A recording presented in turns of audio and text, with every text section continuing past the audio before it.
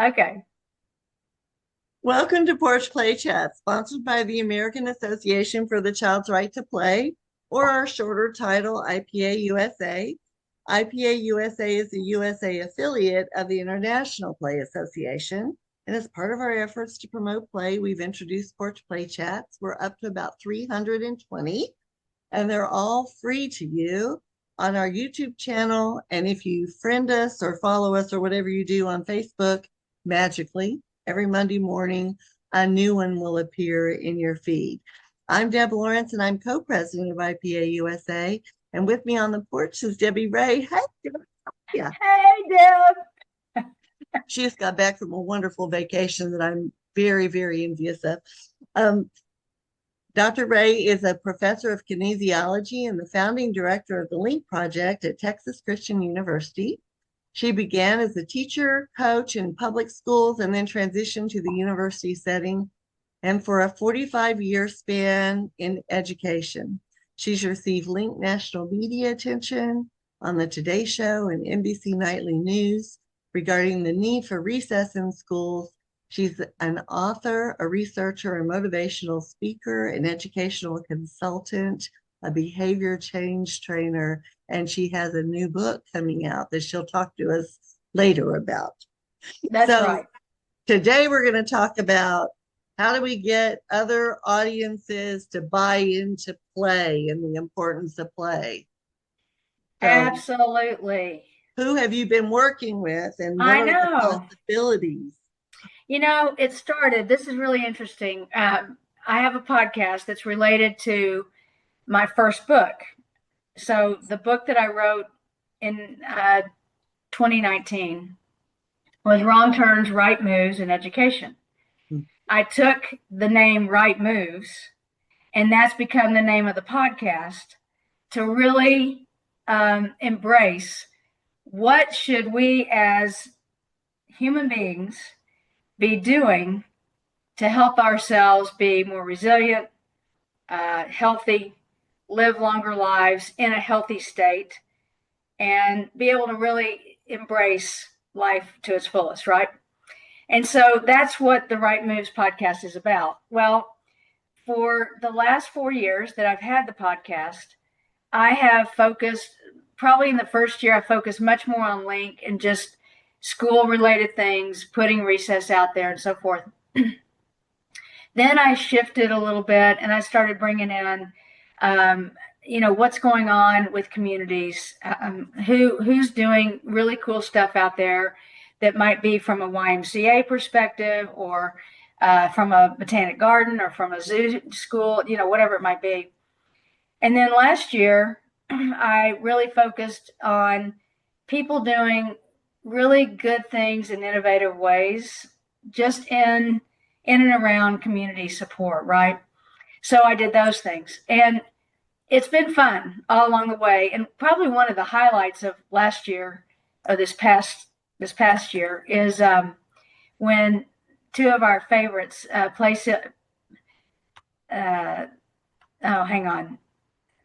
McMickle and Pete Sylvius got on and talked about their connection between the zoo school and the outdoor learning space that he has in Seguin ISD, and what they've been able to do with preschool, with pretty much the zoo school doing the teaching, but Pete really giving the space for them to do a lot of outdoor stuff. And it's an amazing relationship they did.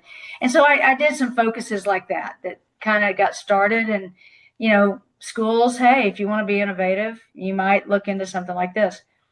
Well, the audience, and I know I've taken a little time to kind of spell it out, but the audience that you might say, hey, we haven't heard from this audience before, is it's really hard to talk to physicians, because physicians, for the most part, they've got their treatment plans, and they don't look at it as much from a prevention standpoint.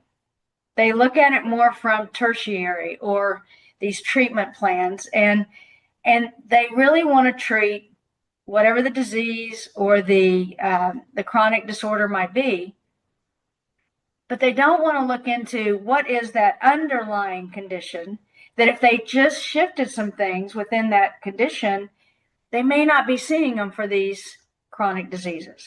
Right.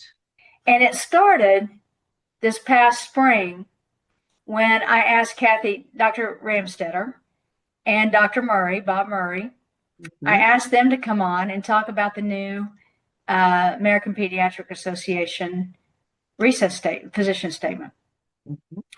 And so I had them do 2 podcasts. One we did on the front end, just talk about, hey, what got this rolling again, how to get started. And so that was kind of an entry into physicians, right? And I thought this is really cool. And I got the second podcast on it was more related to what's in it, what is in the AAP statement. And as they went on and talked about it, I couldn't release it until after the position statement had come out. So it just came out the 2nd or 3rd week in May. Yep. And there was a lot of interest around that podcast coming out. Along those same lines, there was a physician from a hospital here in the Dallas-Fort Worth area who had reached out along with a social worker who works in the same hospital to train residents in their program. So a residency program is coming along. And in March, I did 2 podcasts with them related to what are you doing differently to train your physicians? That one got huge hits. And I thought to myself, we need to plug into the physician market on who all is doing things that are very different from the treatment plan and going more in the prevention way. And so one of the unique things that Dr. Shepard had brought out from this hospital here in the area, she said, because I went and actually talked to her, it wasn't just the residents, but I talked to if they had other physicians there that wanted to be part of it. But I went in and talked to him about LiiNK, about, hey, you need breaks just like everybody else does. You need to take that break consciously 3 to 4 times a day, even though you feel like you can't, because you've got to do another write-up on a paper, or you've got to do this related to a client or whatever it is. You've got to take those breaks. And so it was like I had a third eye when I talked to that group on the first day. It was like, we can't do that, right? But on the second day, I actually took them through LiiNK breaks. And they started feeling what it's like to go through one. Dr. Shepard introduced me, and I found this to be very unique. She said, we've talked about the 3 areas of prevention and how we focus ourselves on what do we really want to be known for as physicians. And she said, we want primary prevention. And that's what LiiNK does. That's what LiiNK is about, is primary prevention. If we can get kids on the front end and adults on the front end to start changing their behaviors and start playing more and exercising and getting good nutrition and the things that they need, we'll put ourselves out of this job of tertiary. And I went, do you really mean that? And this was on the podcast. She said, absolutely we do. We want to put ourselves out of the tertiary business, and we really want to be there on the front end to shift the way people think about how they do life. Ooh, they are talking our language. I know. So that's what kicked all this off, right? They came on and talked about it, and it was a huge success. And then I had with Dr. Ramstetter and Dr. Murray coming on, that was a huge success.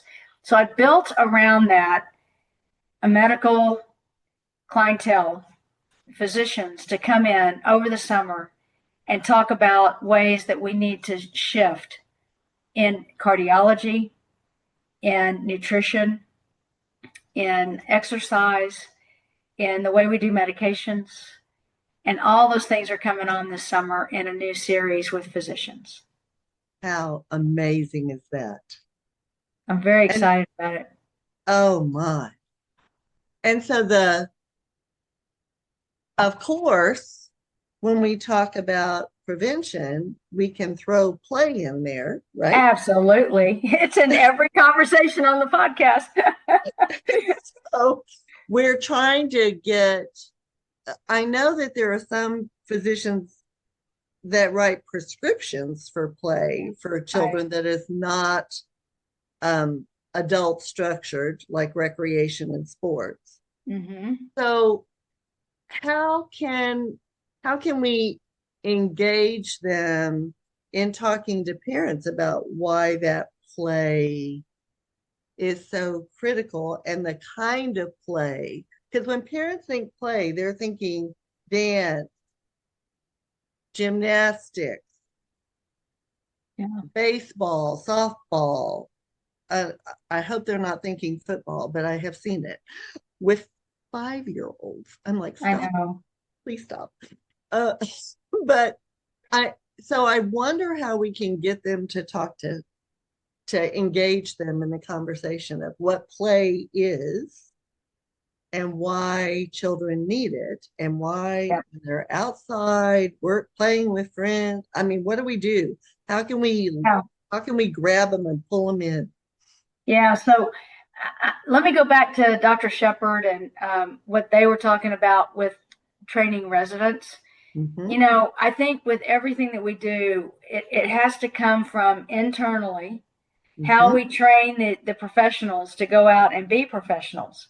And if we're not making sure that the people coming through the ranks understand the importance of play and breaks and getting out themselves and understanding how that physiologically not only changes who they are, but then they can recognize we will have a difference in our mental health illnesses. We'll have a difference in our physical illnesses and our social emotional illnesses as a result of shifting the way residents then become the physicians and can influence parents and kids to do things differently at home, right? So that's one thing. Yes, we can go from the aspect that if they want to do prescriptions, and I do talk to physicians about this, because if they say that the kids have to get outside during the school day, then administrators have to figure out how do they manage 2 kids having to go outside as part of a prescription when everybody else is inside having to do schoolwork. And so it really does create a challenge for schools to figure it out. And I don't know the answer yet on what schools will do if they see more and more prescriptions in a school district. Right now, they're kind of hit and miss where they happen. But it will be interesting to see how that will play out. But I think what's also interesting is, when we think about how adults focus or create an impact around the newest drug out there, because this is going to be the savior for whatever their problem is. Right. They don't look at it in tandem with exercise, play, physical activity, whatever that term is that somebody wants to use. They don't tie it together. They just say, well, this drug it'll be the miracle drug for me, and it'll do everything I need it to do, and then I'll be fine. But there are complications related to those things, right? Oh my goodness, they're frightening. Absolutely. Yeah. And GLP-1 is one of those meds that it could be highly effective if it's used in the proper ways. And with physicians who really understand when they prescribe GLP-1, that there are other things that have to be connected in order for GLP-1 to actually have the effects that it needs to have in a positive direction. And one of those is, if it's GLP-1 for kids, they still need to be active. They need to get outside and play, move around, do their thing, right? And physicians are not tying that together as much. But with this podcast, I brought on a physician, Dr. Tim Church, to actually talk about, I did one with him in the fall on GLP-1. And so much has happened since the fall of 2025 that I said, will you come back on and let's revisit? Because there are a lot of things that are changing rapidly, just like technology does. And how do we combat things that might be going on with that, right? So, time out. Hang on. Okay. So, when you have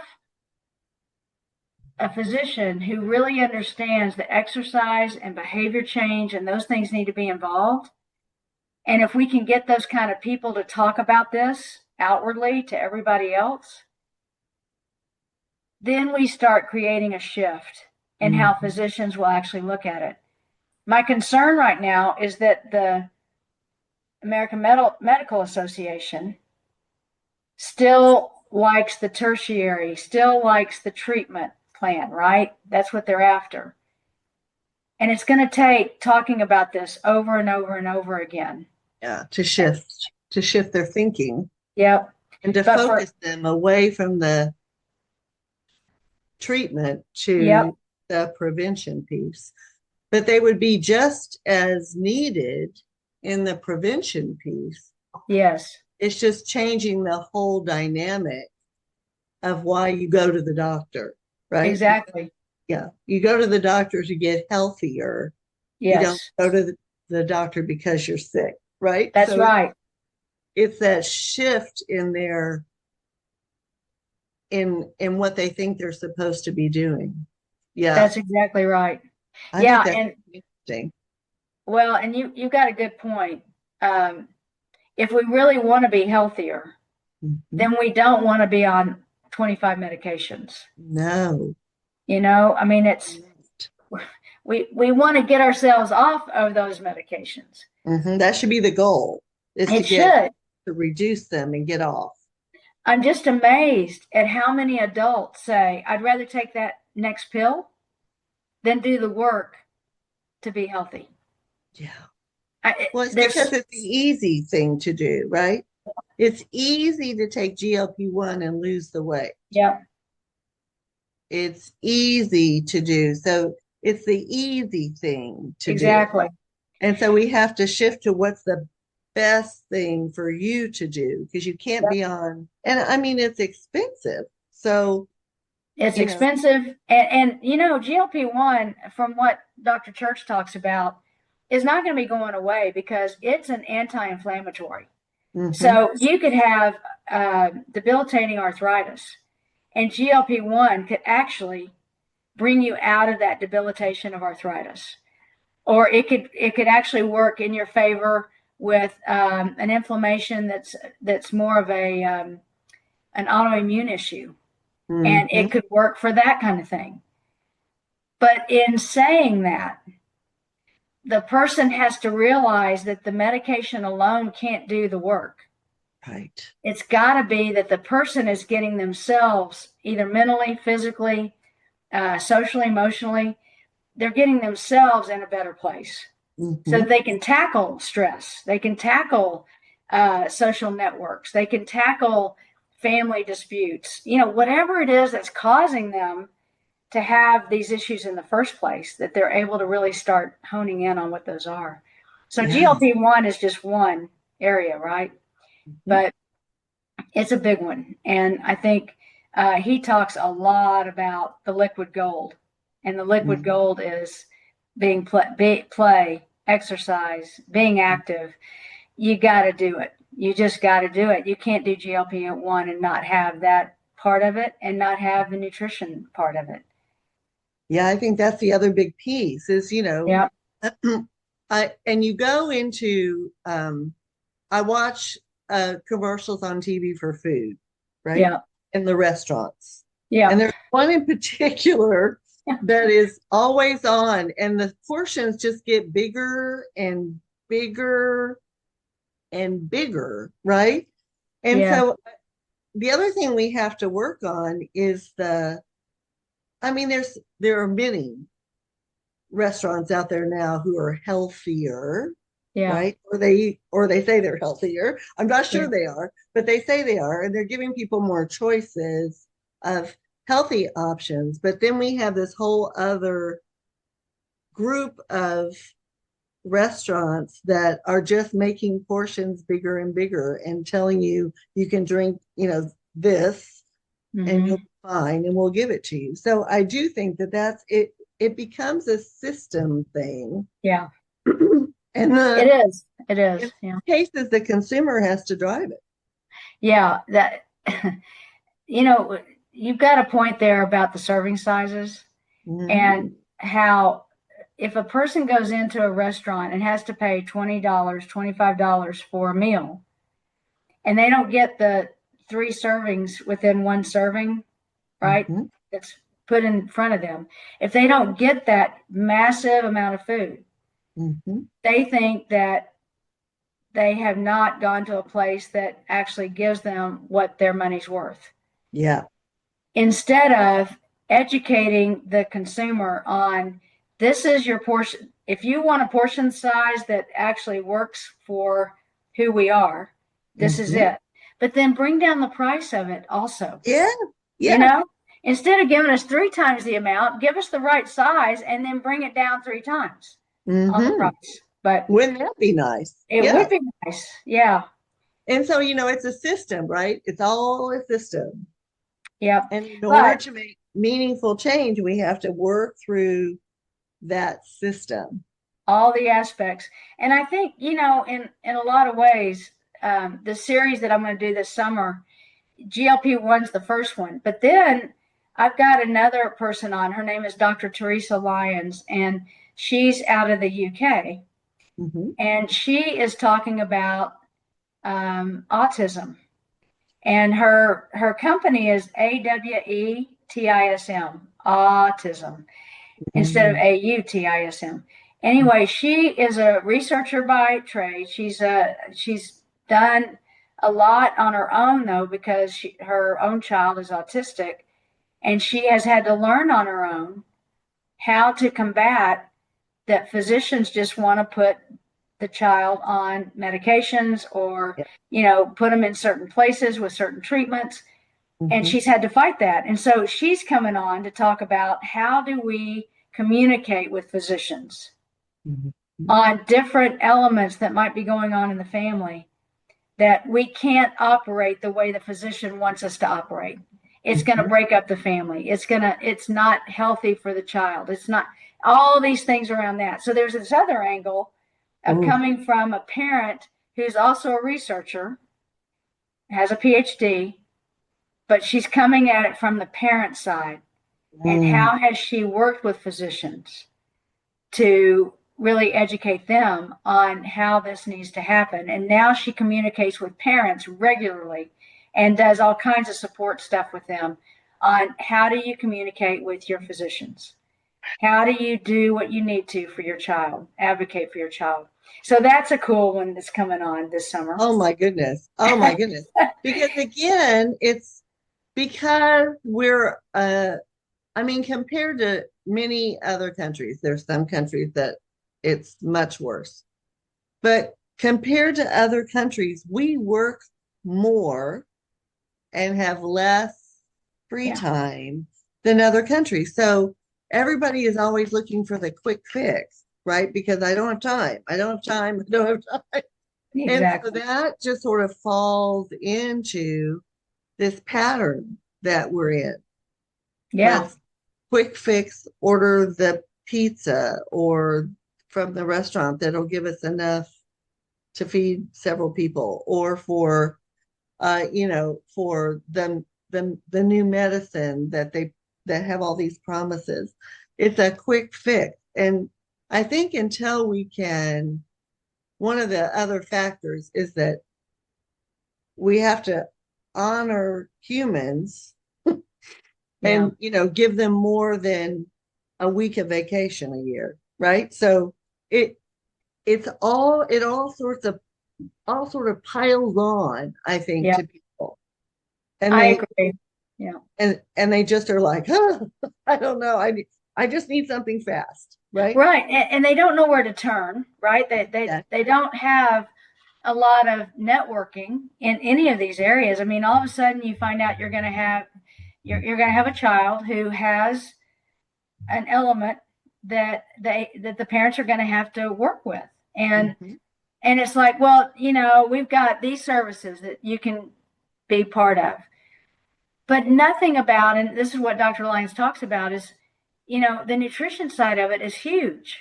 Huge. Huge. I mean, fresh fruits and vegetables is one of the best things that autistic children need.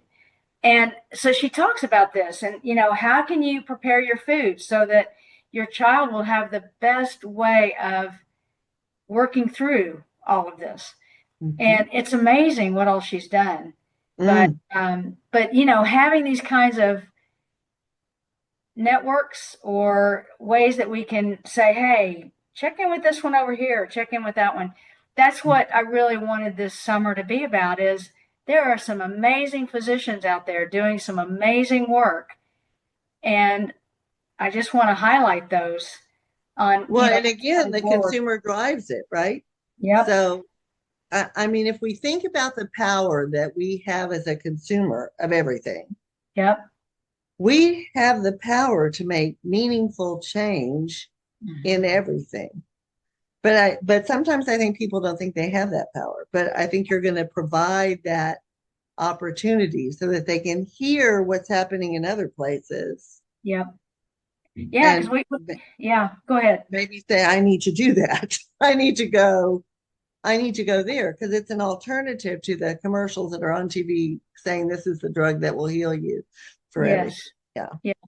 And she also brings in that active time with your kids, playtime with your kids is huge outdoors. So she brings that piece into it as well, which is just awesome. But we've got, I don't know about you, but I think back on when we were young and what kind of physicians we had back then, and they were general practitioners. Right? They were GPs. Yep. And they treated everything. But everything was really flu, pneumonia, a cold, you measles, might measles, mumps. Yeah, exactly, measles, yeah. But you didn't have, we didn't know as much about the body as we do now, right? And when I think back on having cardiologists who are pediatric cardiologists today, and predominantly, it's one thing if it's a heart ailment that a child has, right? It's another when a child is overweight. Yes. Or there's lack of physical activity. And so their heart rates are going up along with blood pressure issues or diabetes issues or whatever it may be. It brings in a whole different amplitude to what a cardiologist is having to deal with, right? But one of the other people I'm having on the podcast this summer is looking at preventative cardiology.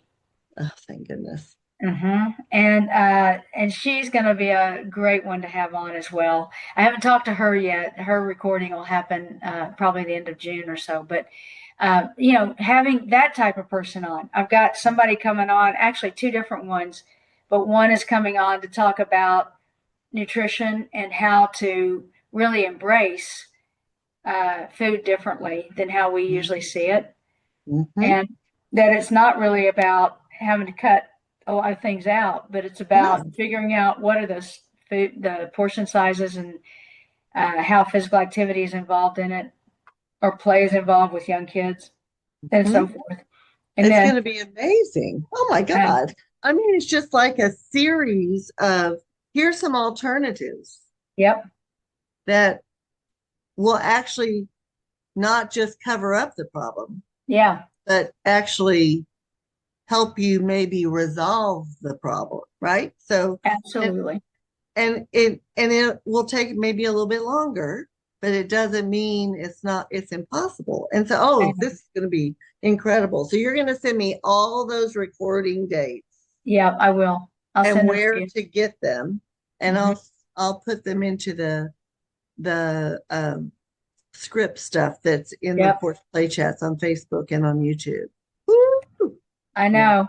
And That was powerful. I know, you brought up the sport readiness piece and the kids starting really early in sport. And as you know, um, uh, one of my former PhD students and I wrote a white paper that'll come out with your grouping of white papers in the fall on sport readiness and specialization in sport and early onset of playing sport. And so I think maybe another podcast that we do, we definitely need to bring that up and talk about it. Absolutely. We'll just deconstruct that one and make it. And that's what I'm hoping to do, is to highlight the white papers individually over the next couple of years, because I think each one will pique interest for people to actually read it. And it's not like you're reading a research paper. So that's the other big piece I want people to recognize. These are not hard to read. No. But it certainly gives you, and they're not too long either. So it's really not. It's really worth it. And and let me tell you, as one of the writers of these white papers, it's hard to bring it all down into easy to read, get this on paper so that anybody can understand what we're talking about. But I agree with you. It's one of the most thought out and very succinct ways of being able to say, here's the problem, here's the research that supports why it's a problem, and here's what you can do about it. And I think that I'm glad you're going to do that with the white papers. That'll be really good. I think it's really important that we highlight. And I'm going to go back to the first set too, because oh my goodness, there's so much in them that is so rich. I'm really excited about it. Well, stay right there while I turn us off. But to learn more about IPA-USA, please visit our website at IPAUSA.org.